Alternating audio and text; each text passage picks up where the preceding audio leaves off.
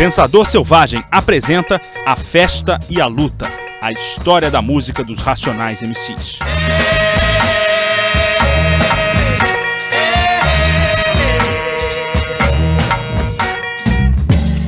Salve, camaradas! Começa agora o podcast Pensador Selvagem, pesquisando sempre processos criativos e fluxos poéticos. Essa é a nossa onda. Estamos no Facebook, Pensador Selvagem, curte lá.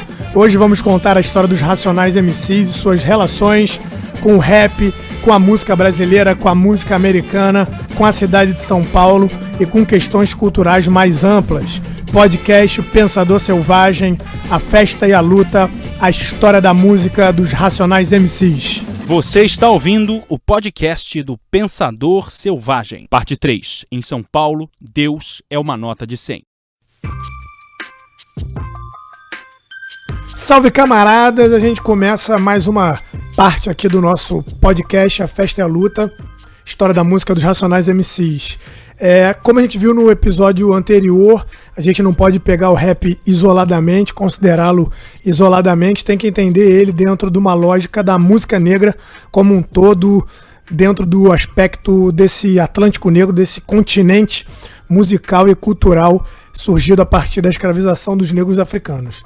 E o rap, então, pra gente isolar um pouco o rap, entender ele especificamente, a gente dá aquela quebrada no termo, né? E chega naquela lenda de que rap significa ritmo e poesia. Realmente faz sentido se você quebrar a sigla, né? Vira ritmo e poesia em inglês e tal.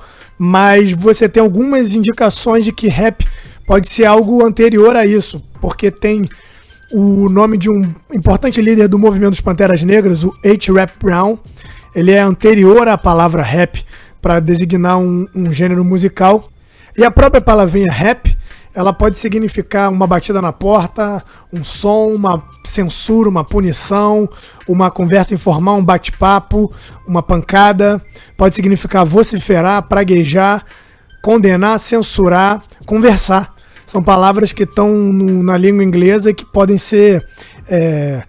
o rap pode significar essas coisas. Na verdade, o rap ele é um pouco o filho mais novo de uma tradição de jogos verbais que remete tanto à África, com a figura do griot, por exemplo, né, que é um sujeito de transmissão de conhecimento através da oralidade. Tem até um rap do Marechal que se chama griot, de alguma forma remetendo a essa figura que andava de comunidade em comunidade, transferindo as notícias, contando o que ia acontecendo a partir dessa tradição oral.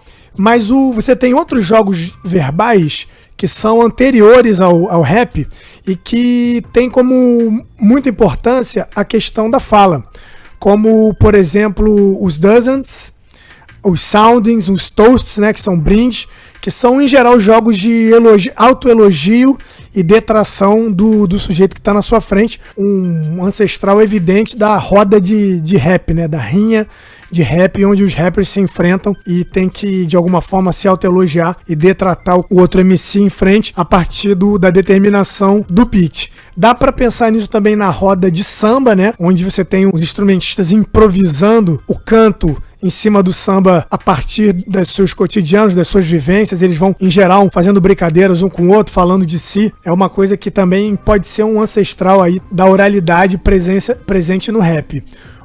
A spoken poetry é também, que é uma tradição de poesia dos Estados Unidos, é também um tópico importante dentro desses jogos orais que você pode encontrar dentro da cultura negra. Quem tiver interesse, dá uma olhada no Amiri Baraka, que é um cara de spoken poetry, que é ele recitando a poesia e, em geral, um instrumento, uma bateria, um sax. Pode dar uma olhada nisso. Tem o Last Poets, que é dos anos 70, também muito interessante, que é percussão e poesia. Rap, né? Ritmo e poesia.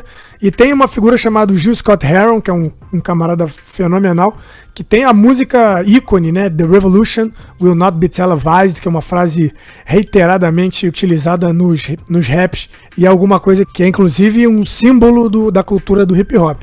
Então, assim, tem uma tradição forte de jogos orais que tem relação com rap, até porque, especialmente no caso dos Estados Unidos, os tambores foram proibidos como manifestação cultural dos escravizados, né? Eu falo escravizados só para esclarecer, né?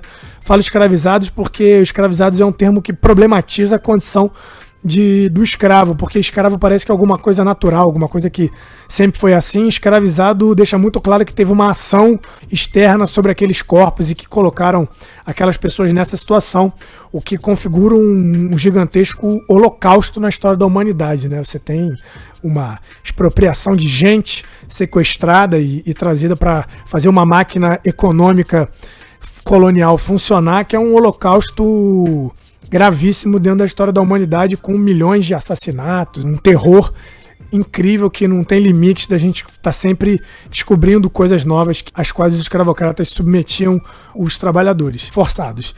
Mas a proibição dos tambores, no caso americano, faz com que essa percussividade africana seja intensificada na própria fala. É alguma coisa que a gente já falou sobre o que significa o ritmo dentro da música, né? Esse ritmo, ele acaba indo para fala.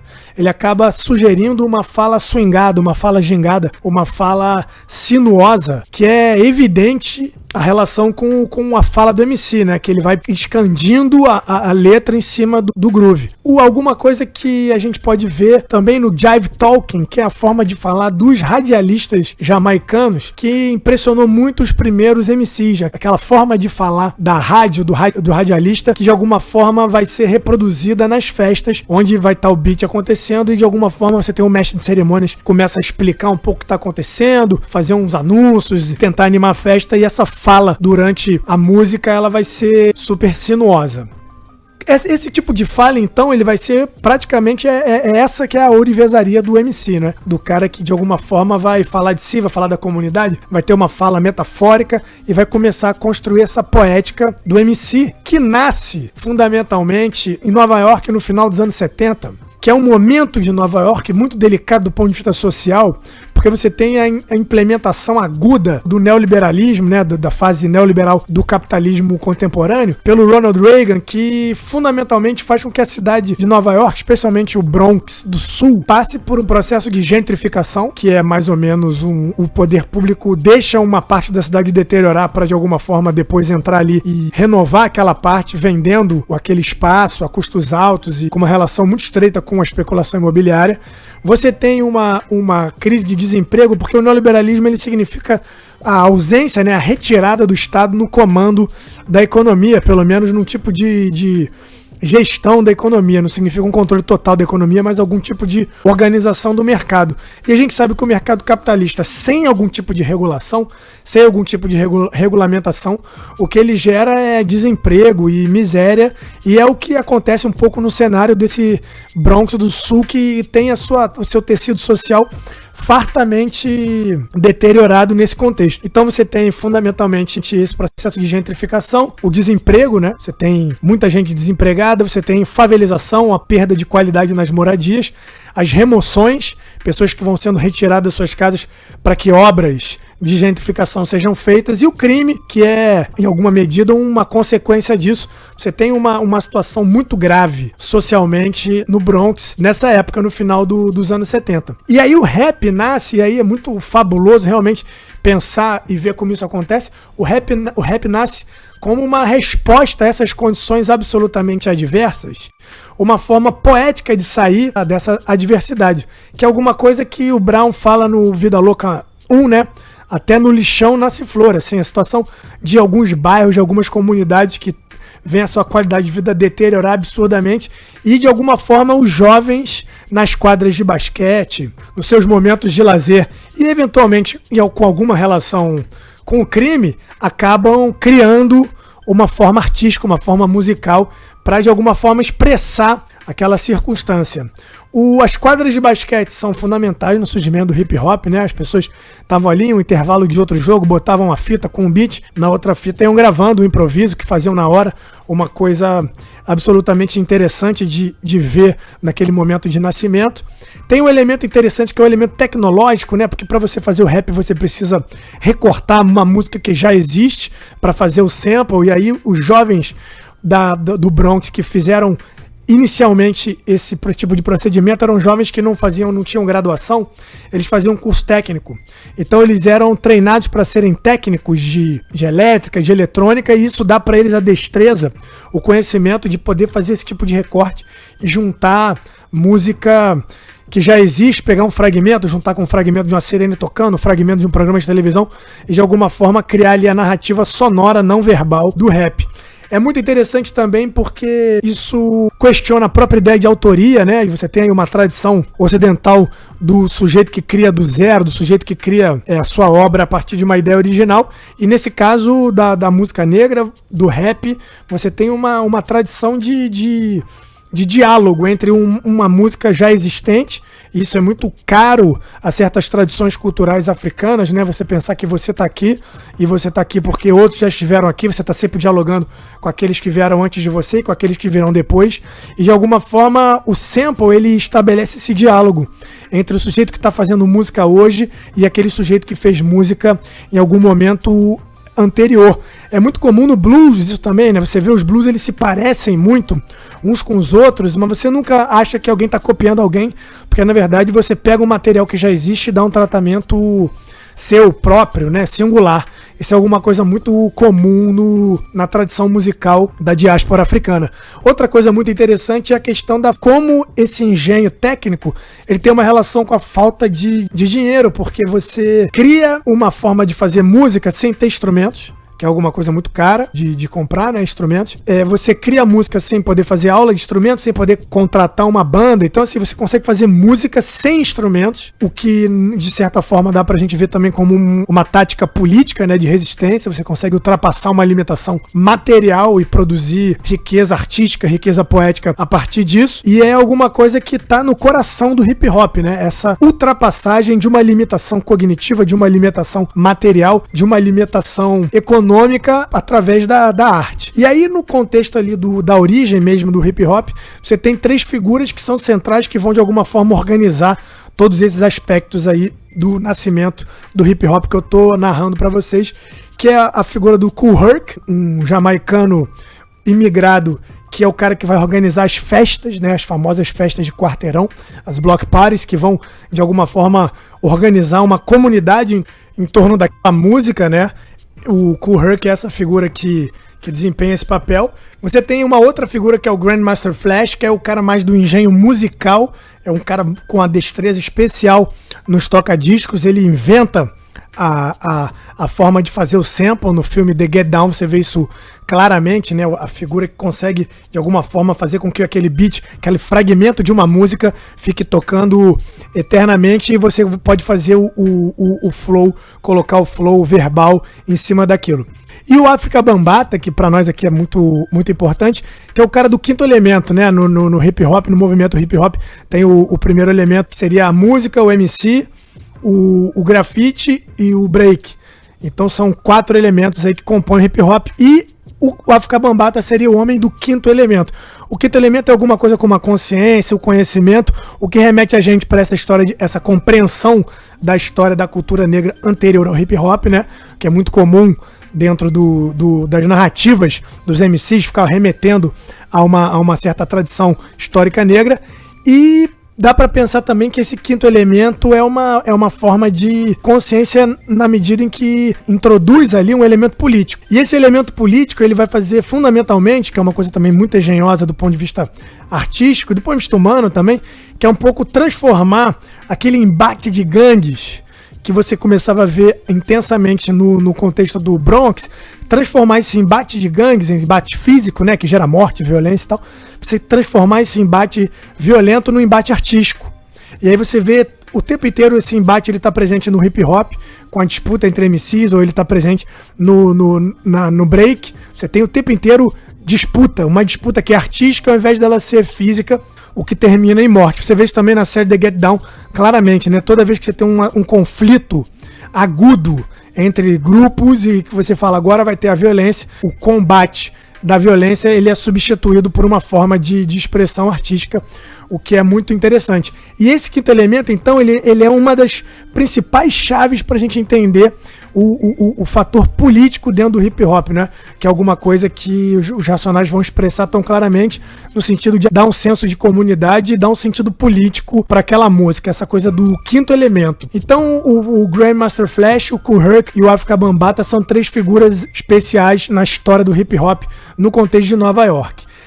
A São Paulo da década de 80 e década de 90, que é o berço do hip hop brasileiro e dos Racionais, ela tem muito em comum com o que acontece em Nova York no final dos anos 70.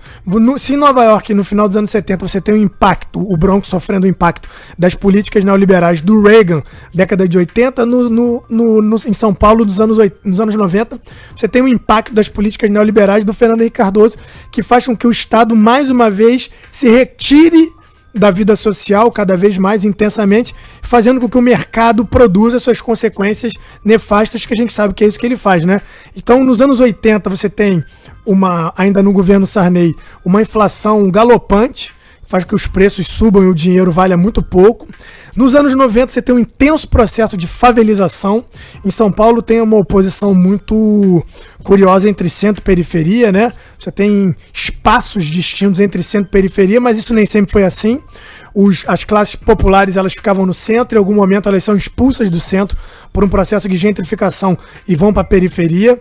Nessa periferia, num primeiro momento, você consegue ter construção de casas com alguma qualidade, mas isso vai se perdendo ao longo do tempo, e na década de 90 você não consegue nem a casa na periferia, os jovens conseguem ter e vão começar a favelizar a periferia. Isso tem dados que mostram claramente o crescimento da favelização na periferia de São Paulo nos anos 90. A música Da Ponte Pra Cá fala muito bem sobre isso e sobre um aspecto que é também a segregação espacial. Porque mesmo dentro de espaços que não são centrais, espaços periféricos, você começa a ter os condomínios fechados. Condomínios fechados que vão separar através dos muros e das grades e de seguranças armados que fazem essa fronteira. Você vai ter classes médias e altas num espaço privado de qualidade de vida, e do lado de fora um espaço de intensa favelização de pessoas que vão descer da favela para trabalhar nos condomínios, que é uma situação absolutamente surrealista, mas brasileira. Você tem os seguranças armados revistando os trabalhadores que vão entrando e saindo nos condomínios fechados onde mora essa classe média alta ou essa classe alta, mesmo nos espaços favelizados. Então, e você tem inflação, favelização, segregação espacial, que é alguma coisa que fica muito claro na música Da Ponte Pra Cá. Você tem a consequência inevitável disso, em alguma medida, não integralmente, mas em alguma medida, que é o crime. Você tem uma explosão de criminalidade nos anos 90 no Brasil, criminalidade urbana. O Capão Redondo, de onde nasce o Brown e o Blue, já foi considerado pela ONU a cidade mais perigosa do planeta. É um negócio realmente um inferno, né? Por isso o disco Sobrevivendo no Inferno, porque aquelas condições de vida são condições de vida muito deterioradas, especialmente pela ter uma interdição do convívio público por parte desses condomínios, que é alguma coisa que vai excluir o convívio, criar segregação e produzir revolta, né? Não tem como, os Racionais de alguma forma explicitam essa revolta produzida por esse contexto. Além disso, nos anos 90 você tem a globalização financeira, que faz com que vários empregos industriais sejam desfeitos, e então São Paulo, que já foi um superpolo industrial e atraiu muita migração de Minas Gerais, Bahia e do Nordeste como um todo, durante os anos 70, no milagre econômico, deixa de ser fundamentalmente um centro industrial e passa a ser um centro de serviços. Você tem uma precarização desse emprego, o que faz com que os filhos desses imigrantes, e aí o Brown diz, né, latim tanto faz para mim, filho de baiano, ele é filho de uma baiana imigrante, essa segunda geração de imigrantes não consegue ter nem o mínimo de qualidade de vida que a primeira geração teve por conta dessa desestruturação da cidade industrial. São Paulo, que passa a ser uma cidade pós-industrial. Então você tem uma decadência da cidade de São Paulo que vai fazer com que você surja um número enorme de um subemprego. E aí a gente pode botar os office boys aí, né? KLJ, o Brown foram office boys, um trabalho que é difícil de fornecer uma qualidade de vida razoável para o sujeito. Dá pra gente pensar também contemporaneamente nos motoboys, né? Seriam boa parte do público periférico dos Racionais. E isso faz com que você tenha uma situação de deterioração muito intensa que leva alguns jovens a começarem a fazer a música para se expressar e conseguirem dizer um pouco do que estão passando. Os Racionais, eles se conhecem no metrô da São Bento, que é o marco zero do hip hop de São Paulo, um lugar especial até hoje, é um polo de encontro de dança e de música ligada ao hip hop. São duas duplas, né? O Brown e o Blue são uma dupla, o Ed Rock e o KLJ são outra dupla, uma da Zona Sul, uma da Zona Norte de São Paulo. Eles se encontram numa gravação, o Brown e o Blue ficam fascinados com o Ed Rock e o KLJ, que já eram mais avançados. Os dois, o KLJ dançava e já tinha uma picape, já respondia, né? O Ed Rock cantava, o KLJ já respondia alguma coisa que o Brown e o Blue não conseguiam fazer. De alguma forma eles se unem, tem uma afinidade impressionante, começam a se frequentar. O Brown fala que pegava 3 ônibus, não tinha dinheiro para pegar uma, pegava 3 ônibus todo dia para encontrar com eles na Zona Norte, para começar a gerar essa amálgama que daria nos Racionais, que são um momento em que jovens periféricos dos anos 90, resultado de um momento do neoliberalismo na sua face brasileira, começam a tentar ser agentes da sua própria história. E aí contar a sua própria história a partir de uma narrativa, de uma linguagem que é própria, que não passa pela academia, que é fundamentalmente branca, que não passa pela mídia, que é fundamentalmente branca, e passa pela música negra, que é um espaço especial, um espaço qualificado, um espaço potente de criação de um discurso, tanto de expressão do cotidiano, quanto de resistência política através da arte. E essa é a história que a gente está contando aqui com o nosso podcast, A Festa e a Luta, a história da música dos Racionais MCs. Você está ouvindo o podcast do Pensador Selvagem.